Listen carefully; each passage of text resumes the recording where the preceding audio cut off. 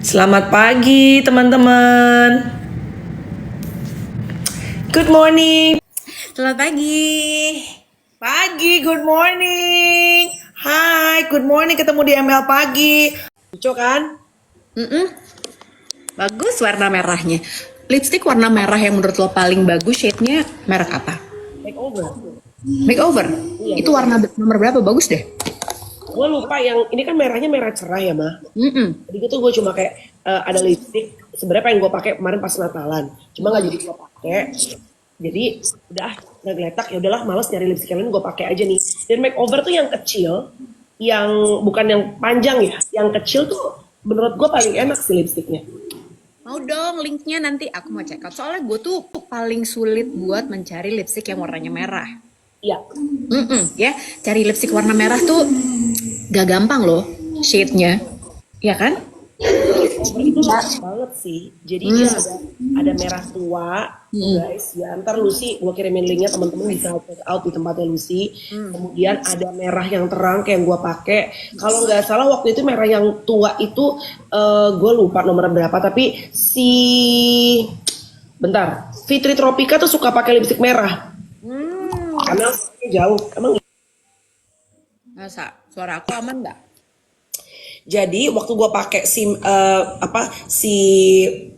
lipstiknya si makeover itu tuh dia langsung nanya, Kak itu lipstiknya apa? Jadi dia sukanya merah, kan ada orang beda-beda ya mah. Ada suka merah terang kayak gini, ada juga suka yang merah tua. Betul. Merah tua, oh ya.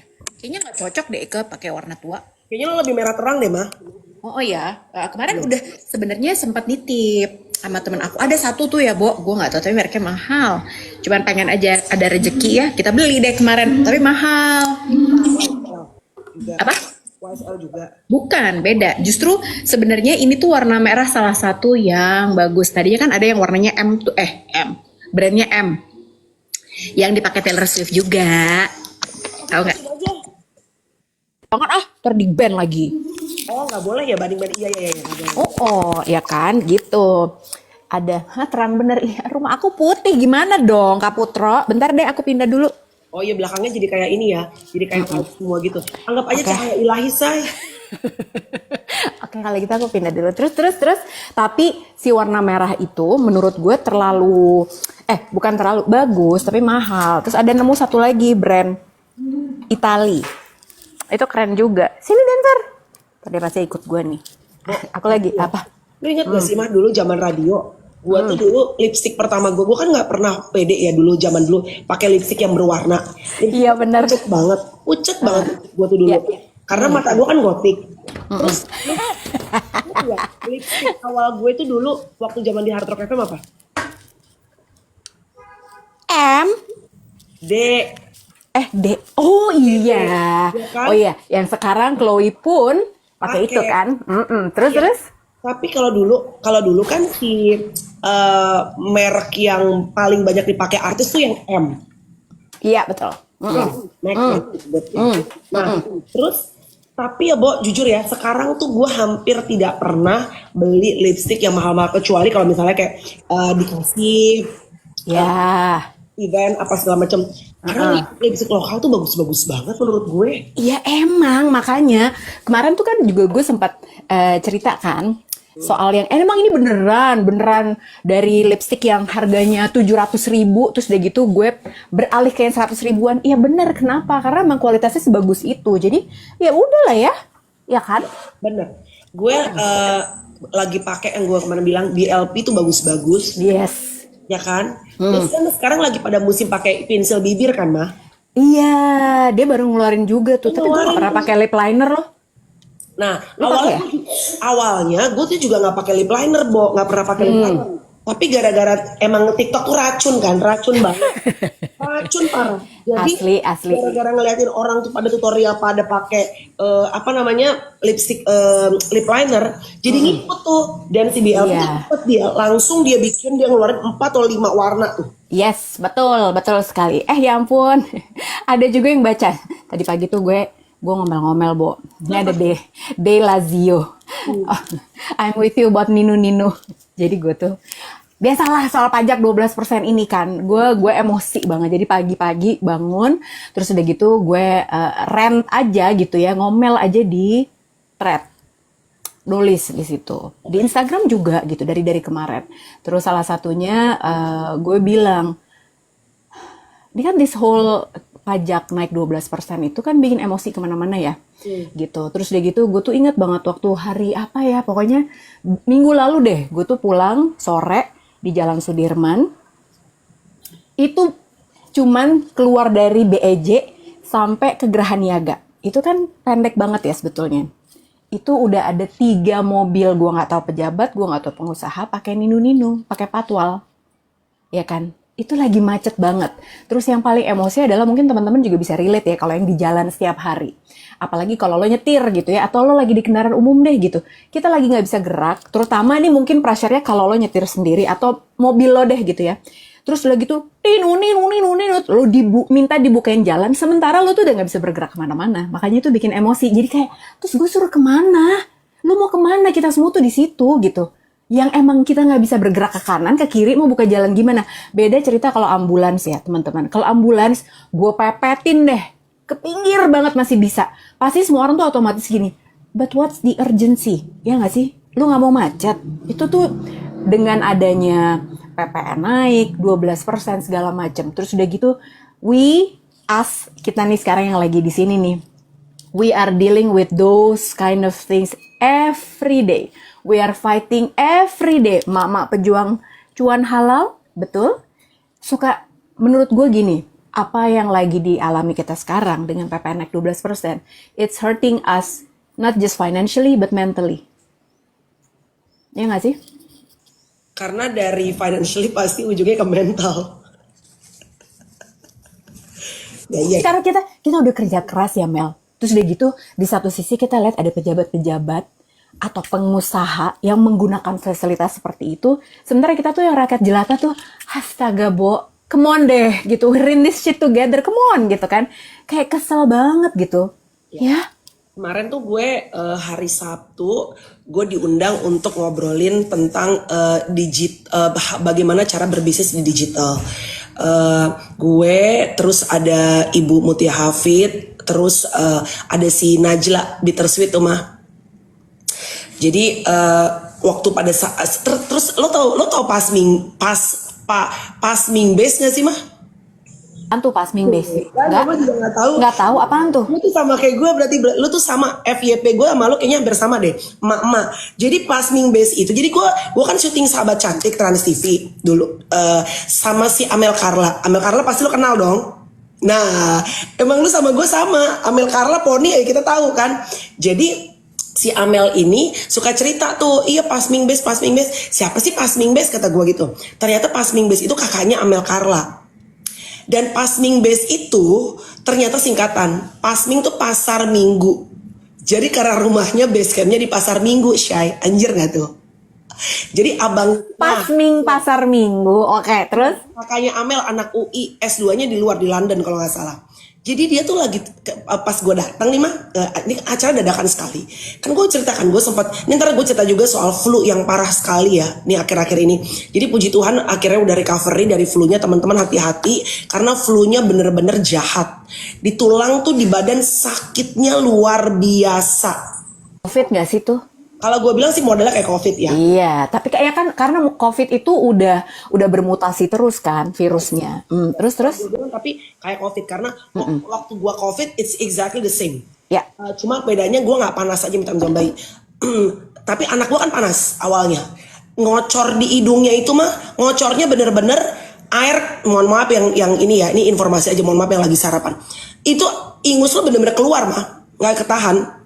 Dan ini ngeblok semua, sakit kepalanya luar biasa, ya. Terus udah gitu batuk juga, and then ini sih paling kerasa sakit di badan, ngilu sama pusingnya luar biasa. Mama gue pengen pipis sebentar boleh nggak sih mah? Aku jagain, aku jagain. Oke. Iya, tapi bener sih guys gitu. Kalau menurut aku sekarang yang terjadi itu Putro bener. Jadi karena ini lagi musim liburan, jadi hati-hati. Gue tuh juga sering share kan gitu. Pokoknya kalau bisa, misalnya nih sekarang lagi mau Denver ada nih di bawah aku nih. Seperti biasa Denver ada mau ketemu kamu sini. Lagi mau bobo ya? Oke.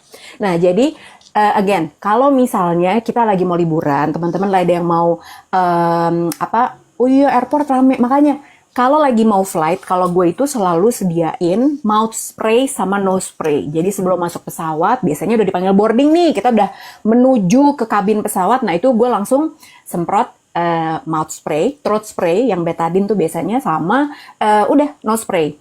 Apalagi kalau misalnya flightnya lebih dari 5 jam, nah itu biasanya gue ulang gitu kan.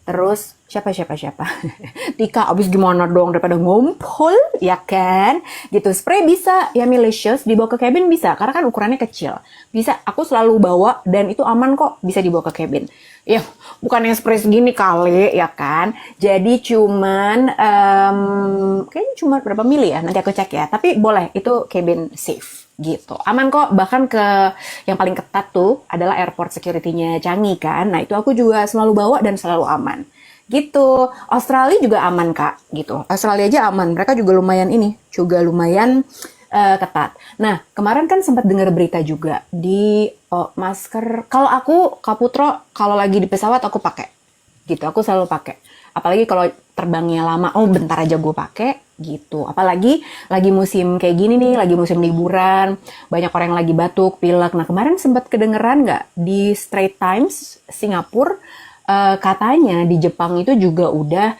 dikeluarkan reminder lagi supaya kita pakai masker karena kasus COVID-nya naik lagi. Jadi yang tadi Papa Melanie cerita, kayaknya sih memang COVID, tapi kan emang bermutasi sekarang ya gitu, dan udah nggak di-announce COVID lagi. Tapi kalau gejalanya udah kayak gitu ya sama, dulu gue COVID juga rasanya gitu kan, badan rasanya tuh sangat celananya hijau, lipstiknya merah, wow, Merry Christmas. That's exactly how I feel. Aja anjing lipstick merah. Merry Christmas. Oh, kuku aku juga hijau dong tuh. Tahu nggak lo momen dimana lo udah pakai lipstick, and you realize celana lo hijau, lipstick lo merah, tapi lo udah males mau ngapa-ngapain. Nggak apa-apa kak ya, tinggal beberapa hari lagi nih Natalan. Tapi lihat betapa kami berdua sangat sehati. Dia kukunya merah, kita kukunya hijau. Iya kan? Belum kan, yang satu kan mantan ya say. Iya. Ya. Tapi kalau ini sebenarnya in the spirit of wicked nek, karena yang ini pink, tapi ini yang hijau gitu. Iya bener. Tapi enggak, tadi lo bilang kalau menurut gue bener sih, gue setuju sama lo. Kayaknya sih COVID gitu. Iya, cuman emang kita kan kita udah nggak tes lagi sekarang. Terus udah gitu ya udah, dan orang nggak di-announce aja. Iya kan? Tapi udah kalau badan ngilu-ngilu mabok apa sampai pusing kan? Sakit kepalanya sih luar biasa. Anyway, terus udah gitu. Apa tadi gue lagi cerita sama lo? Pasming. Ya, jadi kan pas udah nih ya, puji Tuhan udah enakan, oke, berangkat kerja. Ketemulah tuh sama gue juga udah sebulan, banyak. Anyway, terus udah gitu diundang ke acara itu, terus nanti moderatornya Pasming Base ya. Terus gue bilang, Pasming Base siapa sih Bo? Emang besok mama gak ngerti kan. Terus siapa namanya Najla gini, Kak dia lagi viral banget loh Kak di TikTok. Masa? Gue tuh belum ngasih Amel Carla cerita sama gue tentang abangnya. Terus udah gitu, iya itu kalau nggak salah abangnya itu deh artis yang poninya setengah. Abangnya si Amel Carla, datang dong dia gitu. Terus gue ngobrol-ngobrol apa segala macam. Terus gue tanya, dia kan lulusan S2, S1-nya UI, S2-nya London, dan kayaknya Amel Carla juga satu keluarga, emang keluarga sekolah gitu, Bo. Pinter-pinter kan. Terus gue nanya, Bo, kalau bisa tiba-tiba viral di TikTok, emang konten lo tuh apa? Jadi dari tadi tuh si orang-orang tuh udah pada heboh. Iya jedak-jeduk. Apaan sih jedak-jeduk? Gue tuh bener-bener gak ngerti mah. Gak ngerti sama sekali. Terus dia gitu, pas dia datang, jedak-jeduk tuh apa sih Bo? Jadi dia sesimpel mah, foto-foto dia pada saat lagi sekolah di London, kan kalau orang tuh di TikTok suka ada yang cerita public namanya bukan public speaking, pokoknya kayak cerita apalah segala macam gitu, atau foto-foto atau video. Kalau dia tuh enggak, video di CapCut itu tuh di apa namanya, di edit, dikasih musik jedak-jeduk Itu. kayak gitu-gitu doang, terus viral. And then kayaknya emang TikTok itu kan bener-bener sesuatu yang ringan, receh, Iya. namun original. Betul. Itu yang naik kan gitu. Betul. People love it. Terus udah gitu bener-bener it went viral. Terus gue bilang, hari-hari lu kerja apa, Bo? Dan dia kerjanya associate lawyer, Bo. Wow. Jadi lawyer tapi masih bikin si konten TikTok jedak-jeduk. Dan kalau nggak salah dia jadi kayak nge-rap apa sih guys, coba kasih tahu. Jadi emang kayak manggung jedak-jeduk itu tuh jadi kayak jualan nih. Maksudnya jadi bisnis yang menghasilkan uang. Oh ya ampun, seru banget. Tapi bener, itu yang tadi lo bilang kalau TikTok itu kan yang biasa aja, nggak lo pikirin, terus tapi original itu naiknya cepet banget. Nah itu yang kejadian sama akun gue yang satu lagi. Bo, itu padahal gue cuma ngejawab doang, gara-gara ya itu kan, cuman kadang-kadang gue ngejawab komen-komen segala macam, karena kalau akun yang ini kan emang ngebahas kebanyakan MotoGP. Nah kalau yang itu emang gue personal banget gitu, jadi gue, kalian pengen tanya apa, jadi lu ngejawab apa pasti gue jawab gitu, karena itu banyak banget yang suka loh ternyata berinteraksi kayak gitu. Apa lagi lo? Yang akun gue bikin karena kita di band waktu itu.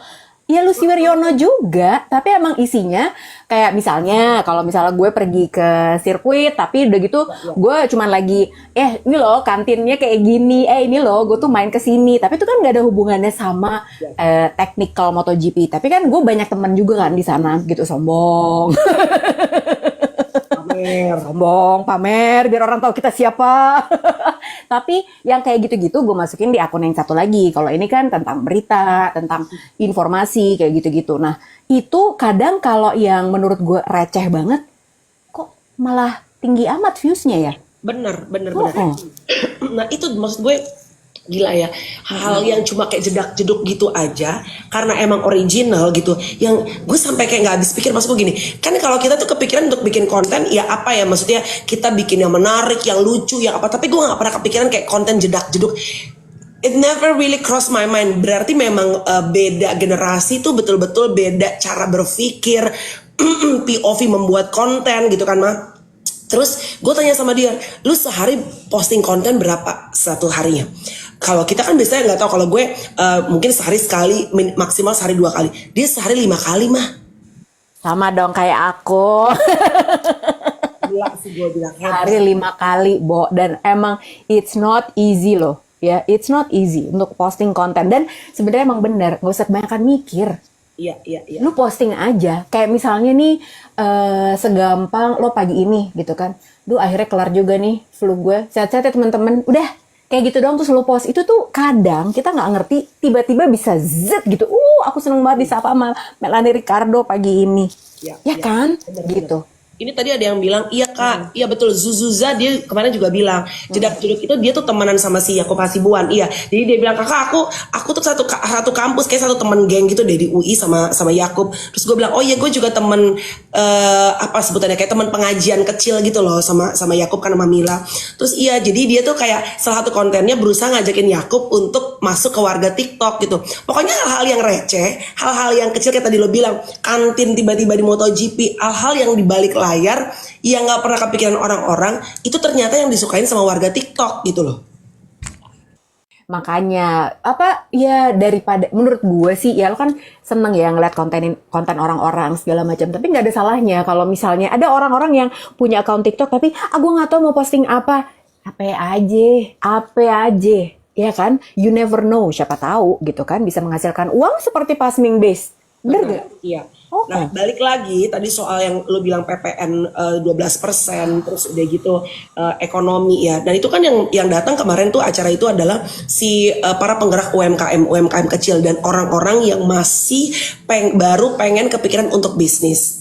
Terus kita sharing doang segala macam. Salah satunya si Bittersweet itu kan si Najla dia tuh dari emak-emak rumahan ya, Bo. Dan ini rata-rata mostly yang datang tuh semua kaum perintis ya, bukan kaum pewaris. Jadi yang bapaknya bukan siapa-siapa. Ini bukan type of business yang diturunkan dari keluarga. Jadi they started their own, coba sendiri. Starting pointnya tuh di anaknya gitu. Tidak mengecilkan orang-orang yang memang dapat eksklusivitas dari orang tua bisnisnya. Cuma ini kita bicaranya adalah memang si kaum perintis gitu, kayak Dapat privilege gitu ya sebenarnya. kayak Lucy kan berarti starting pointnya dari Lucy sama Afid untuk mulai si Holy Cow gitu. Nah, banyak banget yang awalnya tuh pengen bisnis tapi yaitu perasaan utamanya adalah kalau mau mulai tuh maju mundurnya adalah takut. Finance cukup nggak uang. Terus si Najla itu dia itu kan ibu rumah tangga dan dia mulai dari apa yang dia suka, yaitu coklat. Ya lu kan Afid kan awal-awal suka masak kan, mah. Kalian suka makan steak. Jadi start dari apa yang bikin kalian emang passionate, seneng, hobi, suka makannya gitu. Terus udah gitu si Najla itu Bittersweet mulainya juga dari garasi rumah tuh. Jadi emang dari apa yang kemarin kita bahas mah, start dari apa yang ada di tangan kita. Ya mungkin kalau belum bisa bikin toko fisik, ya adanya apa? Oh ada garasi gue nih, bikin aja dulu di garasi. Oh gue belum punya nih, belum ada budgetnya untuk yang bikin macam-macam, ikut booth, pameran segala macam. Ya udah gue affiliate aja dulu, jualan aja dulu di TikTok. Jadi start everything with things in your hands. Tuh. Aku tapi salut sama Najla karena dia tuh sangat punya grit gitu dan dia punya bener-bener berusaha keras gitu kan. Jualannya tuh emang luar biasa sih, hebat banget. Bo, ngomong-ngomongnya soal si 12% ini, tadi tuh Kopi Gula Aren nanya, udah terpapar belum kakak-kakak sama buzzer-buzzer 12%? Lo udah belum? Belum ya? Banyak loh di mana-mana. Bahkan tadi gue nemu satu account di Gram di sebelahnya. Dia menjabarkan bahwa ternyata ada budget untuk menggunakan KOL, YouTube, branding di sosial media untuk buzzer-buzzer untuk menyebarkan narasi bahwa it's okay. Naik 12%. Naik jadi 12%. Ada buzzernya kak, dan tadi aku udah nemu juga gitu. Nah, cuman gini deh teman-teman, buat pengusaha UMKM yang baru mulai, ini akan berasa banget loh, karena sebelum ada kenaikan pajak yang sampai menjadi 12% ini, sebetulnya daya beli masyarakat tuh udah turun banget. Kenapa? Kan kita udah bilang ya berkali-kali Mel, gara-gara judol, gara-gara banyak lah gitu. Kemarin juga sempat ada kasus yang mantan pejabat yang sudah tidak menjabat, ketemu duit mantan pejabat loh. Hampir 1 triliun cash. Lo kebayang nggak uang sebesar itu tidak muter di masyarakat? Nah, jadi buat teman-teman yang lagi nonton kita sih sekarang nih gitu, meskipun emang nggak nyampe ribuan ya orangnya, tapi teman-teman bisa pakai logika sederhana ini. Nggak ada orang di seluruh dunia ini di negara manapun yang seneng bayar pajak. Ya, makanya ada yang namanya tax haven gitu. Kalau rider-rider MotoGP tuh, mereka rumahnya namanya di Andorra. Lo pernah dengar negara namanya Andorra? Jadi Andorra itu ada di sekitar perbatasan antara Spanyol sama Prancis. Nah di Andorra itu pajaknya kecil banget. Makanya mereka pada pindah ke situ meskipun mereka secara warga negara masih warga negara Spanyol, warga negara Prancis. Tapi mereka memilih Andorra untuk tinggal di situ karena pajaknya kecil. Nah, karena pajak kecil mereka pada pindah ke situ. Betul. Nah, papa, mereka itu kan gajinya 1 tahun jutaan euro. Jadi nggak ada orang di dunia ini mau sekaya apapun, lo dengan senang hati dan rela hati bayar pajak. Jadi kalau sampai kalian baca nih, selesai nonton ML Pagi, terus kalian main di sosial media, it's okay kok, pajak 12%, ini tuh demi buzzer. Udah nggak mungkin ada orang di dunia ini yang senang bayar pajak. Kalau nggak, kalian bisa cek tuh, orang-orang kaya aja, mereka tuh gimana caranya mereka bisa mengecilkan pajaknya kok. Jadi nggak ada yang rela. Jadi jangan percaya kalau orang bilang, baik-baik aja pajak ini, berarti dia dibayar, nyet. Rela dalam arti 100% dengan sukacita ya. Nggak mungkin dong, nggak mungkin kayak, nggak mungkin lah. Satu-satunya yang kita rela untuk bayar itu adalah uang perpuluhan sama uang zakat. Karena kita tahu itu emang lu rezekinya dikasih main di atas. Nah itu aja juga 10% ya perpuluhan. Zakat malah cuma 2,5%. Lah ini 12%. Oh gabungan. gabungan perpuluhan sama zakat. 10 dan 2,5 ya. Dan apa namanya, walaupun mungkin kalau di negara-negara di luar ya, banyak orang yang bilang karena merasakan hasil manfaat apapun dari yang kita bayarkan dari pajaknya. As in mungkin kalau di sini kita suka bilang, aduh gue pengen merasakan apa yang gue bayarkan gitu dari pajak gitu misalnya. Cuma ya tadi kayak Lucy bilang nih, memang sekarang masih banyak banget perdebatannya. Kenapa? Karena ya emang tahun ini aja kita tuh ngerasa bahwa memang cari uang makin berat, makin susah gitu. Bukan berarti ini males ya, kayaknya segala hal udah diupayakan. Terutama kayaknya kemarin gue ngobrol sama si Najla, bisnis F&B deh, itu berat sekali ternyata. Dia cerita apa namanya, ya kan ada makanan yang kalau emang gak laku ya nggak bisa dikasih ke orang lagi karena emang udah kualitasnya emang udah nggak layak untuk dimakan kan. Terus gue tanya tuh, Bo, kan dia punya toko offline fisik di Kokas ya. Gue tanya, itu Di kalau Kemang juga ada tuh. ya, terus gue tanya, itu kalau nggak laku, itu gimana ya? Gue bilang gitu. Terus dia bilang, kalau yang si coklat itu bisa, karena bisa frozen mah, jadi masih bisa agak di expand deh lamanya gitu. Shelf life-nya lebih panjang gitu kan. Namun Terus kalau donat, kue gitu, kalau misalnya berat 2 hari, 3 hari deh mah, itu kan asam ya. iya, Uang tuh langsung. betul. Makanya, jadi sebenarnya bukan cuman barang-barang yang tidak laku. Ini kan lo udah produksi, tapi yang beli nggak ada. Karena daya beli orang tuh juga lagi turun. Iya. Betul kan? Gitu. Nah, orang tuh lagi bener-bener nyimpen uang banget gitu. Bukan apa-apa. Ya emang harus begitu. Harus bener-bener berhemat sekarang. Nah, tapi yang jadi masalah juga, Mel, untuk produksi aja. Ini kayak Najla, buat teman-teman yang mungkin sekarang lagi punya usaha F&B gitu ya. Barang-barang yang kita pakai nih buat bikin si produk ini, itu kan harganya naik semua. Iya. Iya kan? Nah, sekarang juga akhirnya apa? Nih nanti kalian yang transaksi pakai QRIS, pakai KRIS, Juga kan. kena juga 12%. Jadi Sedangkan kita tuh sorry nih, sedangkan gue udah nggak pernah pakai cash. cash. Exactly. Udah pakai kris gitu loh. Itu dia, makanya ditambahin lagi. Nah, terus mau gimana gitu? Iya kan? Mau kita tuh suruh ngapain sih, Bo? Gimana ekonomi mau muter? Intinya tuh kayak gitu. Tahu nggak? Ini kalau nanti misalnya masyarakat merasa amat sangat berat, ya sayang, itu banyak hal sih. Salah satunya ya knock on wood ya, tingkat perceraian bisa semakin naik loh.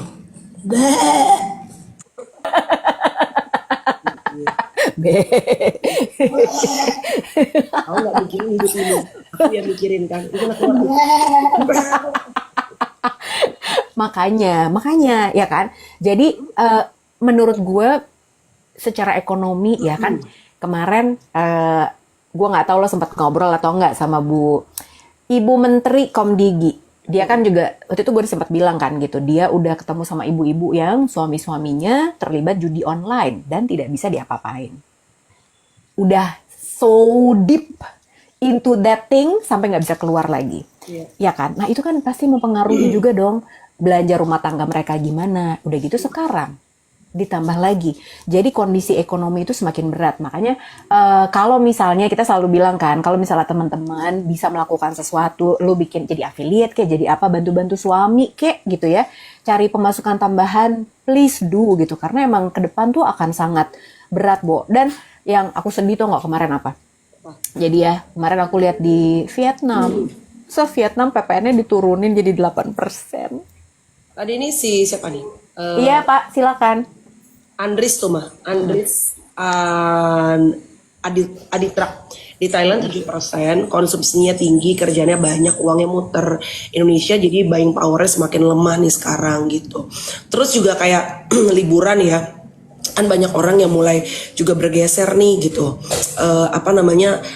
Thailand tuh menjadi salah satu destinasi yang dilirik banget ya sekarang karena murah. Ya sebenarnya sih jujur nih kalau gue bilang, kalau karakter manusianya, karakter kepribadiannya, orang-orangnya, gue jauh lebih suka Bali sih.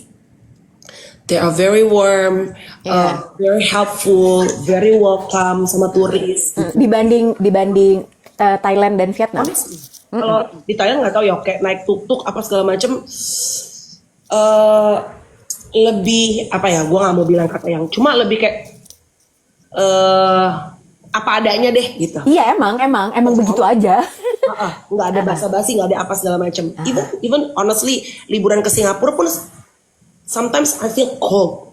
Oh iya, iya. Bali Iya. tuh menurut gue salah satu yang kenapa seneng ke Bali ya, karena orang-orangnya.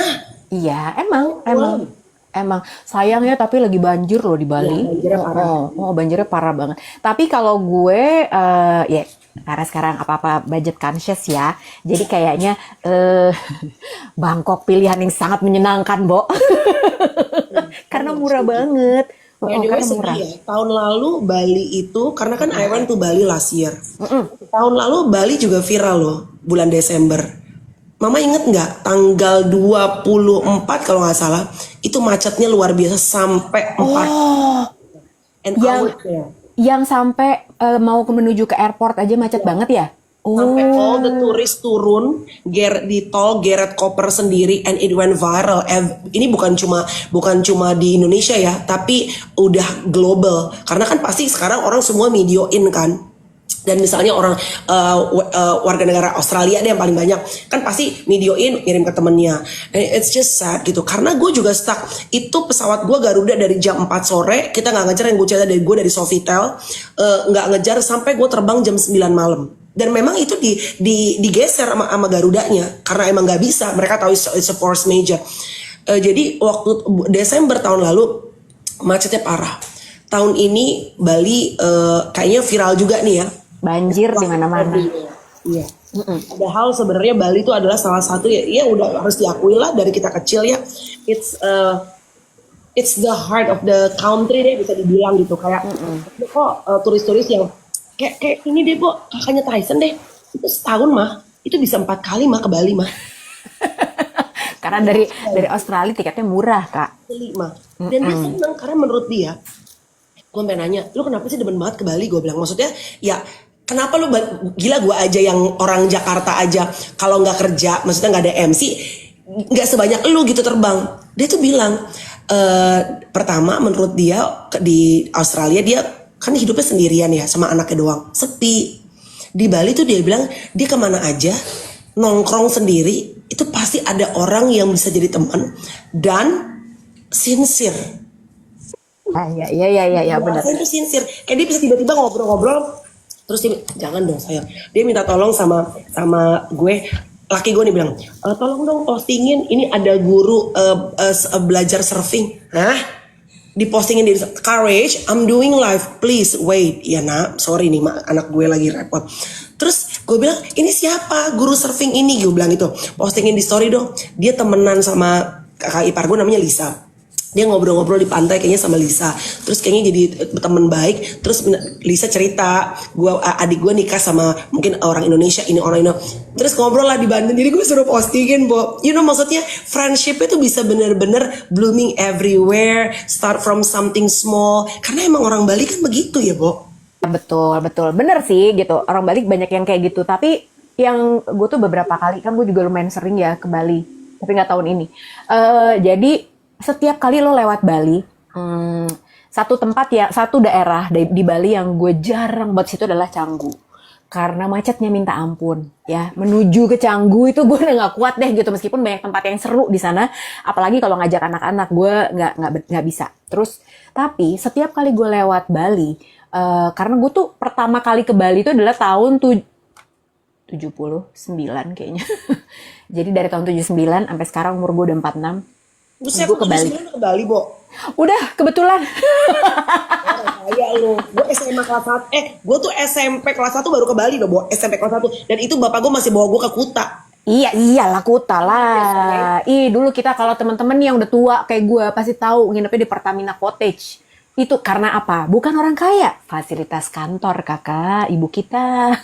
Emang orang kaya? Enggak lah. Karena emak gue aja. Poppy Lane. Tua banget. Tahu lah. Itu cuma orang-orang tua yang tahu Poppy Lane, gila. Tapi ya, yang gue suka sedih ngeliat Bali itu adalah Bali itu kan investasinya luar biasa yang masuk. Keindahan alamnya juga luar biasa banget. Tapi memang sekarang udah over tourism. Kagak pernah-pernahnya Bali banjir kayak sekarang nih. ya. Tapi karena apa? Gue tuh kalau ngelihat kayak sepanjang jalan-jalan di Bali itu kan bersih udah pasti karena orang Bali itu sangat menjaga kebersihan dan sangat menjaga alamnya. Tapi yang disayangkan adalah dengan pembangunan segitu masif, uang yang sangat banyak masuk terutama ke Kabupaten Badung tuh, itu duit pajaknya gila loh. Nah, tapi pemerintah tuh tidak melakukan apapun untuk mengatur itu. Akhirnya apa? Semua bikin sesuatu, semua bikin bisnis. Akhirnya meledak. Terus akhirnya nggak terkontrol. Jalan ya segitu-segitu aja, ya kan? Jalan di Bali tuh kan berantakan banget ya. Sebenarnya, lo mau kemana tuh susah gitu aksesnya. Jadi itu yang disayangkan karena nggak diregulasi dengan baik. Sedih loh ngeliat Bali tuh sebenarnya sekarang. Kasian. Iya. Jadi kayak macetnya juga udah nggak make sense ya. Dan mereka kan banyak satu arah gitu ya. Jadi kayak lo, aduh, kita tuh ngerasa kita pengen cabut dari Jakarta sesaat, escaping to Bali. Dulu kan gitu ya, supaya bisa santai, relax, lebih slower pace, gak slow banget deh. Namun sekarang sama, Bo. Bali pun udah mirip-mirip Jakarta macetnya. Mungkin tidak exactly 11-12 the same, tapi juga kayak apalagi Desember. Gila sih. Very much worse loh, Bo. Karena kan kalau Bali tuh, misalnya lo kalau dari arah Seminyak, lo mau ke daerah Umalas, lo mau ke daerah Canggu, itu kan lo lewat jalan yang sama dan satu arah. Itu nggak gerak, Mel. Even lo pakai motor. Motor coba gitu. Kalau mobil kan setralayannya gitu. Lah ini motor aja lo udah nggak bisa jalan gitu. Karena kadang-kadang udah ngelok di perempatan, udah nggak bisa ngapa-ngapain. Itu yang terjadi sama. Jadi kan kasihan. Banjir apa segala macam. Kan soalnya video-video itu kan muter di sosial media kan. Nah, pasti yang paling banyak tuh yang paling deket biasanya Australia deh gitu. Pasti kan sekarang kalau lu mau terbang deh ke negara ke satu tempat destinasi, kalau misalnya lagi ada force major kan lu jadi mikir-mikir kan, Bo. Ya sesayang orang tadi barusan aja nih sebelum nungguin lo live gitu kan di FYP gue yang lagi heboh tuh orang-orang Bali bikin konten di TikTok. Bali sekarang sudah seperti Kajarta, bukan Jakarta. Kajarta. Banjir di mana-mana. Lihat kan gitu. Tapi emang iya, terus ada orang yang tadi gue sempat ngeliat dia satu keluarga lagi liburan, hotelnya di daerah Seminyak dievakuasi pakai perahu karet. yang bener lo udah kayak Kelapa Gading dong. Nah itu dah. Padahal ini kan di Bali, ya orang lagi mau liburan. Tapi benar tadi ada Eki Bakri tuh dia sempat bilang karena sekarang juga orang-orang banyak yang kendaraannya masuk ke Bali ya, karena kan banyak yang road trip mungkin dari Jawa, terus mereka nyebrang dan bawa kendaraan sendiri. Ya udah makin parah, udah makanya kejadian tahun lalu yang lo alami itu salah satunya karena banyak kendaraan dari luar Bali juga yang datang kan. Ya, itu benar-benar gila loh. Gue nggak pernah merasakan macet sampai separah itu.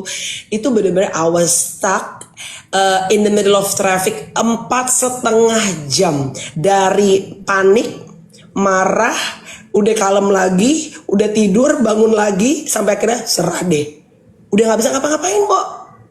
Balik tuh waktu itu nggak muter balik.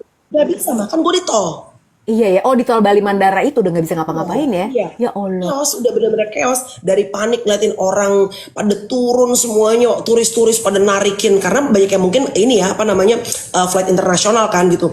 Narikin kopernya sendiri. Wah gila sih, itu bener-bener that was crazy sih. Cuma ya, iya itu sih ada, karena kan kita we're Indonesian ya. Jadi kita tuh melihat begitu dan kita kan tumbuh besar juga dengan banyak kenangan Bali gitu. Ya ada sedihnya lah pasti, karena kan kita pasti berharap bahwa tetap ya kayak sekarang orang pada yang ngelirik ke Thailand apa ya, walaupun nggak bisa dipungkiri ya, maksudnya ya namanya destinasi mah pasti berkembang ya, tapi tetap dong inside of our heart kita pengennya Bali harus tetap selalu jadi nomor 1 gitu, because we're Indonesian gitu loh. Maunya, tapi masalahnya kamu tahu nggak? Maunya, tapi pemerintah Thailand itu pinter sekali loh, Bo. So they know, mereka tuh tahu apa? Kenapa? Itu kan hal-hal yang kayak gitu tuh kan kadang-kadang justru bikin kita tuh, karena kita nggak bisa kontrol kan. It makes us sad as an Indonesian. Soalnya ya, kemarin itu gue sempat baca berita juga, pemerintah Thailand itu sadar bahwa mereka tadi kan ada teman-teman yang bilang, tadi kan Papa juga ngomong ya, keindahan alamnya, orang-orangnya itu nggak ada yang ngalahin Bali. That is so true. Dan pemerintah Thailand tuh tahu banget itu. Tahu banget. Makanya apa yang mereka lakukan coba? Tiket pesawat mereka juga nggak mahal. Terus udah gitu, kok di pos? Terus udah gitu, lo nggak pipis lagi kan? Oh. Tiket pesawat juga dimurahin, hotel juga mereka murah, barang-barang semua juga murah. Jadi akhirnya mereka tuh sadar bahwa dengan keterbatasan alam, ya lah kita masih kalah sama Bali, tapi duitnya di sini lo bisa dengan amat sangat murah. Lo tuh kalau makan di Thailand ya, semuanya murah dan semuanya bersih. Dan kayaknya gue udah pernah cerita juga deh buat pengusaha F&B yang di pinggir jalan ya, street food itu, mereka itu udah disediain juga Mel, karena mereka tahu bahwa street food di Thailand itu kuat banget. Makanya air bersih mereka sediain. Mereka dikasih semacam training gimana caranya supaya lo bisa menyediakan makanan yang bersih dan sehat. Gitu loh. Karena kan itu salah satu destinasi yang disukain turis ya, untuk datang dan nyobain. And imagine kalau misalnya nggak bersih, terus orang kena virus, bakteri dan segala macam. Sekarang kan orang semudah itu posting, gila gua habis makan ini ono. Kayak kemarin kejadian party yang di Jakarta deh. Ya Allah, itu malu banget. Ya Allah, Bo. And ya viral udah. Bo, itu malu banget loh, internasional loh. Tahu loh semuanya. Dan sekarang tuh udah nggak bisa dibilang jangan sampai kedengeran keluar, ya nggak bisa lah, karena kan semuanya the world is in our hands, ya kan. Makanya tapi lu tuh udah pernah ke Vietnam belum sih? Ngomong-ngomong, Belum ya? bagus. Jadi ya, gue udah pernah ke Vietnam beberapa tahun yang lalu. Bagus, depends. Jangan lo bandingin sama Singapura, udah pasti jangan gitu. Jangan lo bandingin juga sama Thailand, bahkan juga enggak gitu. Enggak se-advance itu, tapi seru. Seru loh. Jadi pas gue pertama kali, gue nggak tahu sekarang ya teman-teman. Jadi sebenarnya ini tuh udah beberapa tahun yang lalu, kayaknya sebelum COVID deh bahkan. Jadi pas gue landing, itu kan motor juga banyak segala macam. Gue tuh langsung bilang, ini tuh kayak Indonesia tahun 80-an deh. Gitu. Tur ya gitu ya. Nah, kelihatannya. Gue tuh kenapa nggak pernah kepikiran ke Vietnam? Apa aja sih Vietnam? Apalagi coba yang kita ngerasanya mungkin kayak di bawah ibaratnya Indonesia tapi versi tahun ke belakang gitu. Apalagi sih Vietnam, Filipina, Laos mungkin. Kamboja, Laos. Ya. Tapi Vietnam itu surprisingly sangat menyenangkan loh buat gua. Masa? Nah, Ya. apa coba? Kasih tau apa? Makan lah.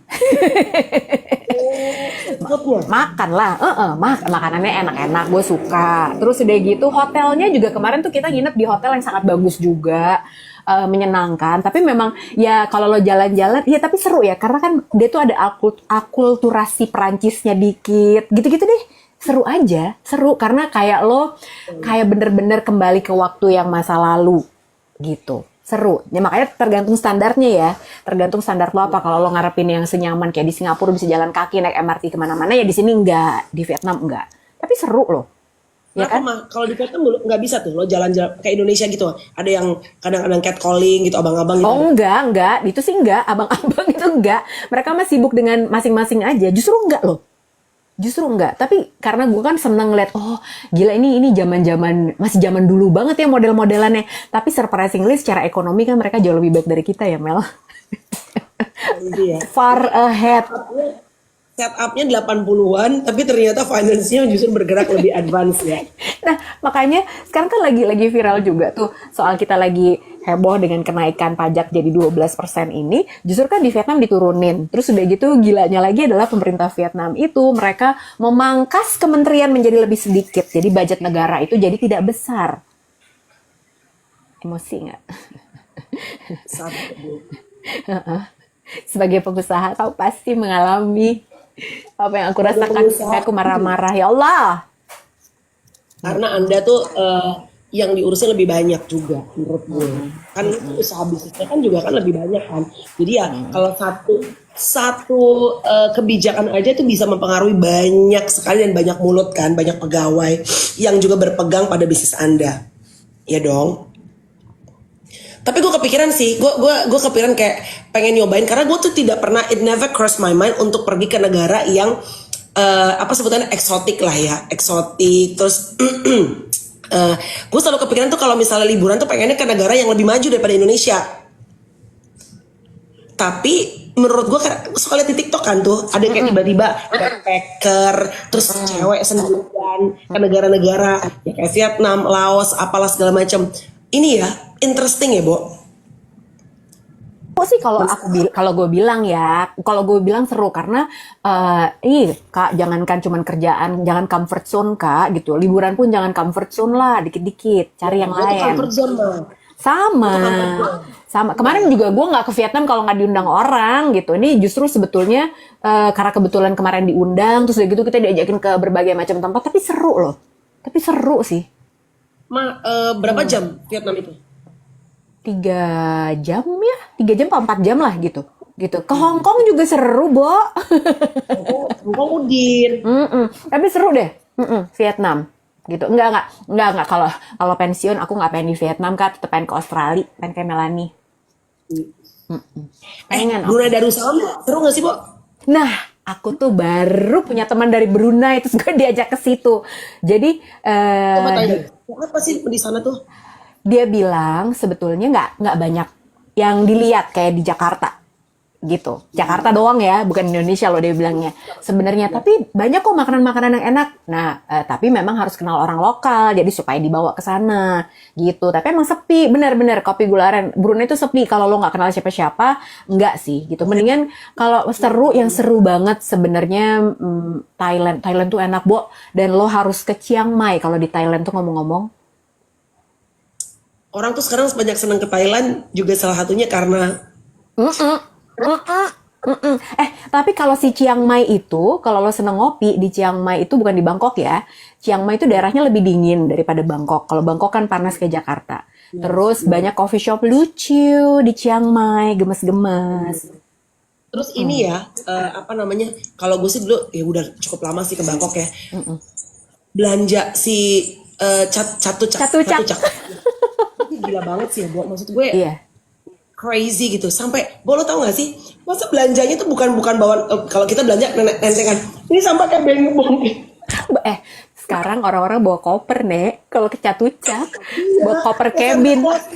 Iya, emang begini. Iya kan? Tapi emang kan Catucak itu juga saking gedenya, lo tuh nggak bisa explore semuanya karena saking banyaknya barang di situ, gila sih. Tapi seru banget. Tuh kan banyak yang seneng Chiang Mai kan? Chiang Mai bener.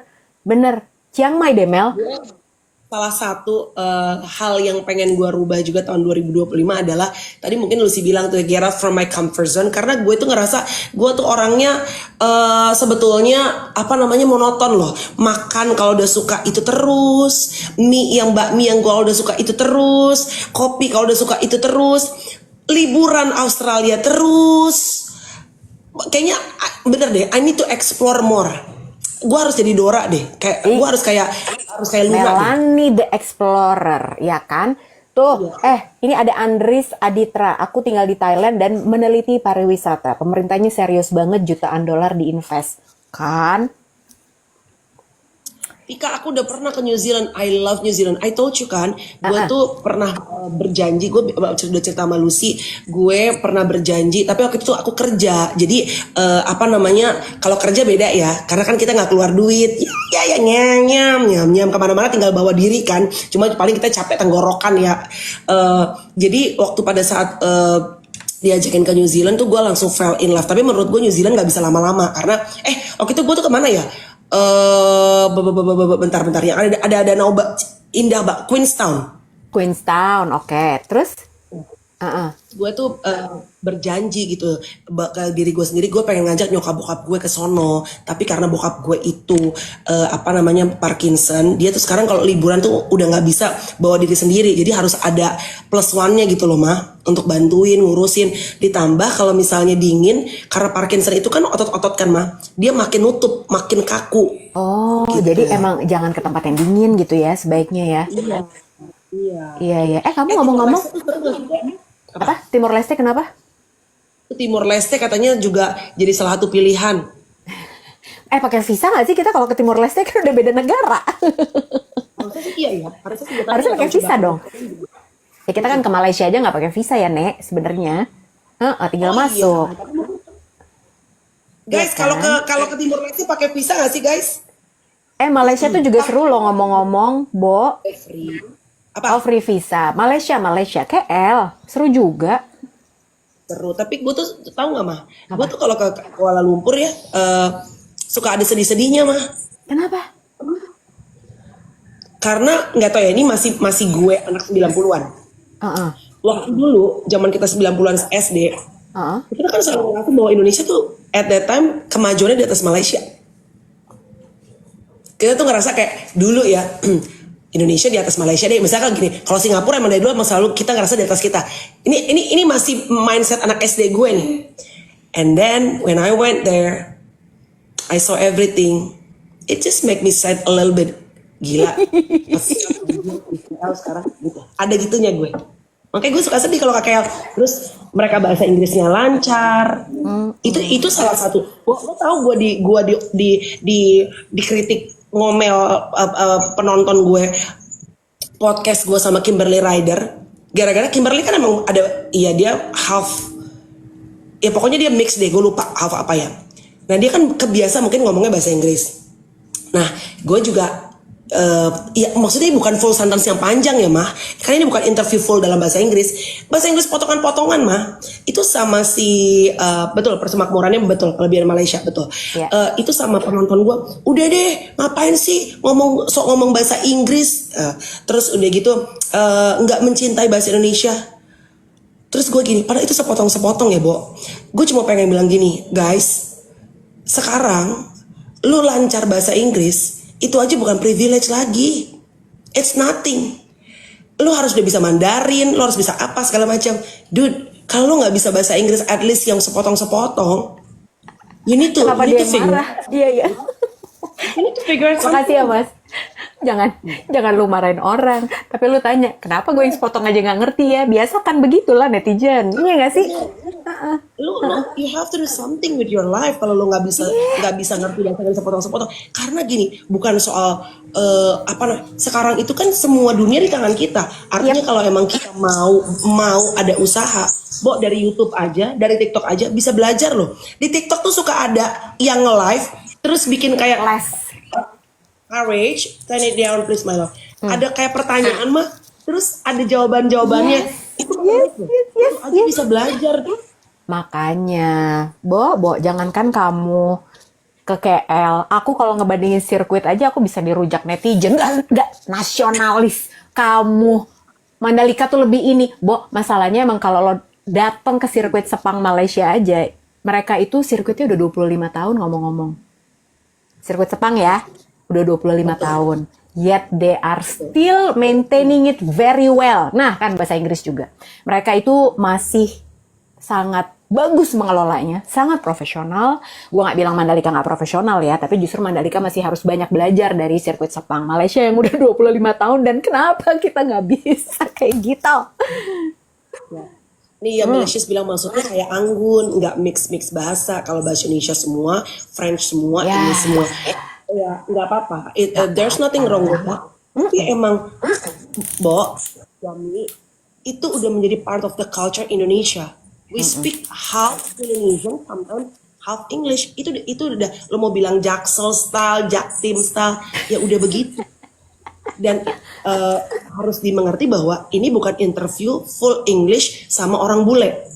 Iya. Ini dua anak Indonesia yang memang udah terkontaminasi ya dengan dunia luar. Dan satu hal nih, ini netizen juga sok-sok bahasa Inggris banget sih, mentang-mentang lakinya bule nggak mencinta. Udah deh bahasa Indonesia aja Mel, lo nggak cinta Indonesia. Kalau lo cinta Indonesia, lo harus bisa lancar berbahasa Inggris. Lo nggak bisa kemana-mana kalau lo nggak bisa bahasa Inggris. Selesai, I raise my case. Nggak bisa. Gimana lo mau promosiin Indonesia kalau orang ngomong Inggris sepotong-potong aja lo emosi? Udah lah, ya. Lu nggak bisa kemana-mana. Lu keluar negeri aja mau nanya toilet aja lu kagak bisa, nggak bisa Bo gitu. Lu harus sekarang mau segini. Itu bahasa internasional, you like it or not. Ini bukan soal nasionalisme. Gue orang Batak, gue nggak perlu sebutin gue orang Batak, muka gue udah muka Batak nih. Tapi bahasa itu ya pengantar kita kalau lu mau pergi kemanapun, lu mau ngobrol, ya lu nggak bisa. Tadi lu sih bilang gimana lu mau promosi Indonesia sama orang bule-bule, lu nggak bisa menyampaikan maksudnya dalam bahasa mereka.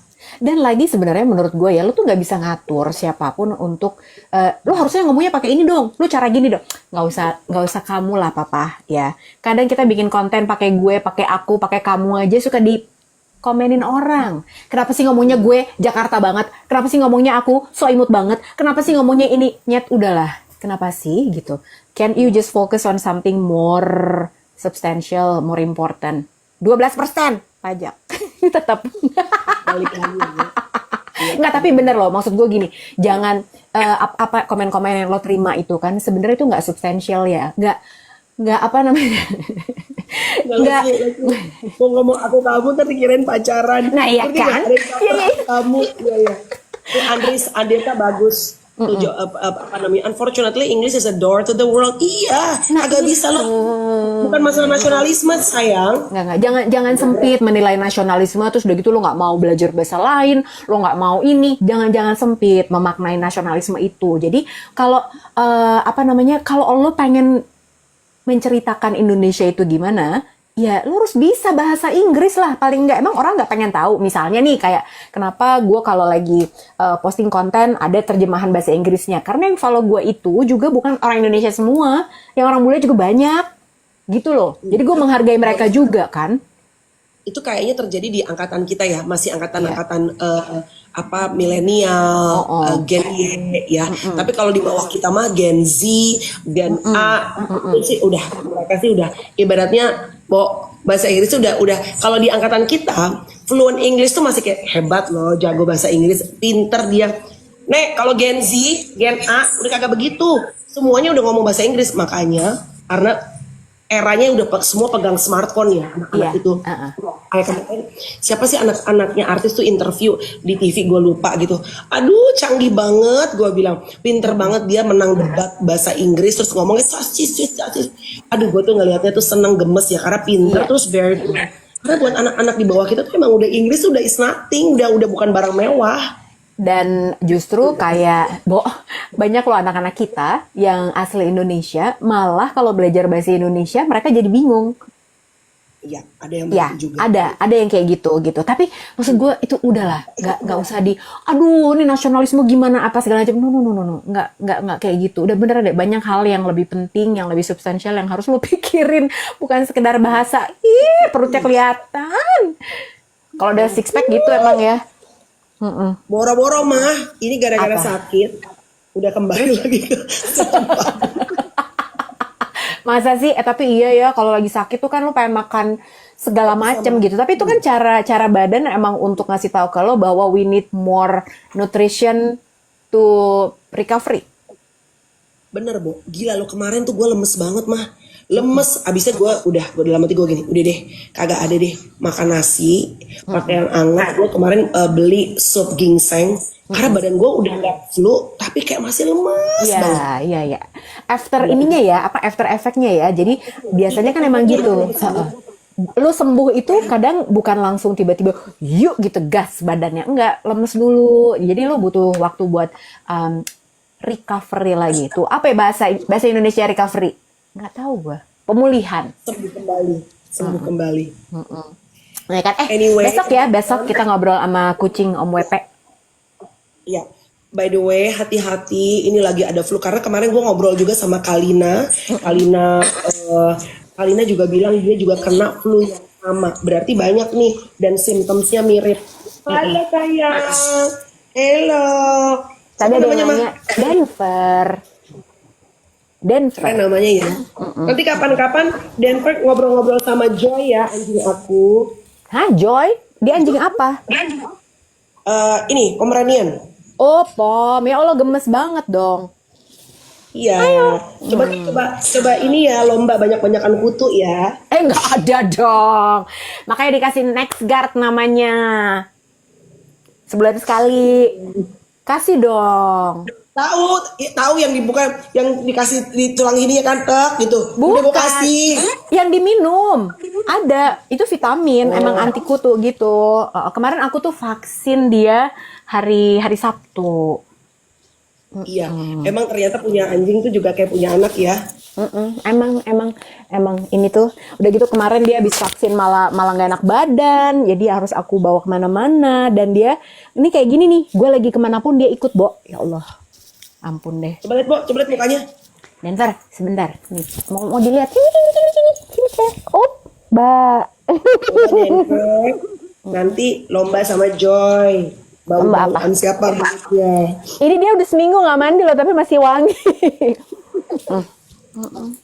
Udah seminggu nggak mandi karena abis vaksin tuh nggak boleh mandi, jadi ya udah baru minggu ini boleh mandi lagi.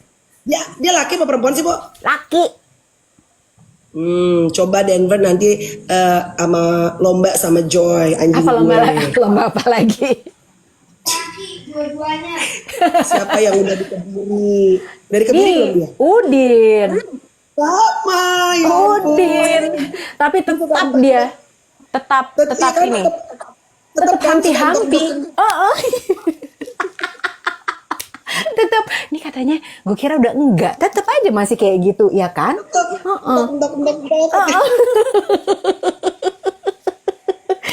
Tapi emang luar biasa loh ya. Kalau buat kita yang anak-anaknya udah makin lama makin besar ya, memang milikilah seekor anak bulu. Cuma dia yang senang ketemu kita, Nek. Kalau di rumah, hai, selalu gitu kan. Makanya waktu gue pindah ke apartemen, Joy sama nyokap gue karena anak-anaknya udah pada cabut, pada akhirnya anjing juga yang nemenin. Iya. Ya kan? Bener loh, bener. Itu kan pernah ada tuh meme-nya lewat gitu, get a dog gitu. Karena ada satu masa cuman anjing aja yang ketemu lu, mukanya seneng. Yang lain gak ada yang seneng. Karena punya urusan masing-masing. Karena kalau binatang piaraan tuh kan ketemu kita langsung hai gitu. Tapi wait, last question. Are you a dog person or a cat person? Dog person ya. Besok kita ketemunya Willy lagi. Ih sama. Kucing gak pernah senang ketemu gue. Dulu kucingnya Tyson tiap ketemu gue namanya Millie lagi sama. Millie. Tiap ketemu gue ngeliriknya kayak sinis gitu. Di sini sin kucing. Ya guys. Besok kita ngobrol yang cat person, besok kita ngobrol jam 8 sampai jam 9 ya. Padahal dua-duanya dog person lah, tapi kita ngomong sama cat person. Ya udah deh, nggak apa-apa. It's okay. Sampai jumpa ya guys. Have a Besok great ya. day. Bye-bye sayang. Bye.